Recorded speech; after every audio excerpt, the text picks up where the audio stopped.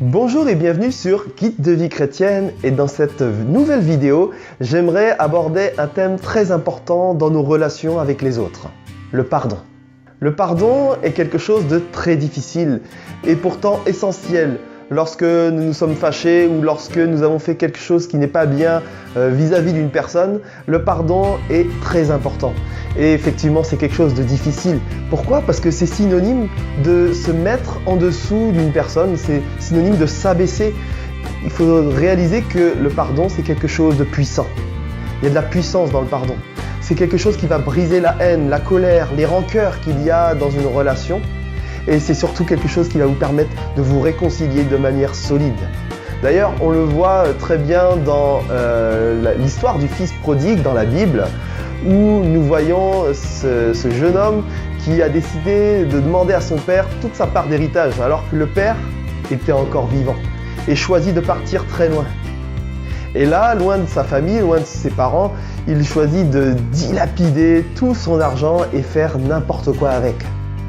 Et au bout d'un moment, il réalise que la situation dans laquelle il est terrible et qu'il serait beaucoup mieux chez son père. Le problème, c'est qu'il va falloir revenir et de demander pardon. Et là, l'histoire se corse et c'est beaucoup plus compliqué.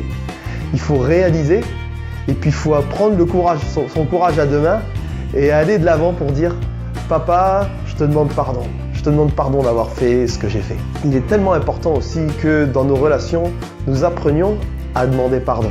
Et pardon d'une manière efficace. Et pour demander pardon d'une manière efficace, je crois qu'il y a 3 points essentiels. Et on va les voir ensemble. La première, c'est que nous devons demander pardon à Dieu. Il est très important de demander pardon à Dieu. Lorsqu'on réalise, on se repent, on demande pardon à Dieu sincèrement pour tout ce qu'on a fait. Et d'aller voir aussi la personne. Ça, c'est très important. Nous devons aller voir la personne pour lui demander pardon. Parce que bien souvent, on peut s'arrêter à simplement demander pardon à Dieu. Puis entre guillemets, ça c'est la solution un petit peu de facilité. Nous devons aussi demander pardon à la personne que nous avons offensée. La deuxième chose, c'est que nous devons le faire avec sincérité. Un pardon sans sincérité, ça va se sentir. La personne va le ressentir, va le voir que vous demandez pardon à contre-cœur. Ça va avoir l'effet inverse. Alors c'est pour ça qu'il est important d'abord de demander pardon à Dieu, de manière à ce que notre pardon envers la personne soit sincère. Et la troisième chose, et que nous aimons tellement faire quand nous demandons pardon, c'est essayer de sauver la face. Et bien souvent, on dit un mot qui porte préjudice à notre pardon. C'est « mais ». Mais. Je te demande pardon pour telle chose que je t'ai faite, mais tu sais si tu avais fait, mais tu sais quand tu m'avais dit ça. Et le « mais » est terrible parce qu'on essaye de sauver la face lorsqu'on demande pardon. Lorsqu'on demande pardon et qu'on le fait de manière sincère, ne dites pas « mais ».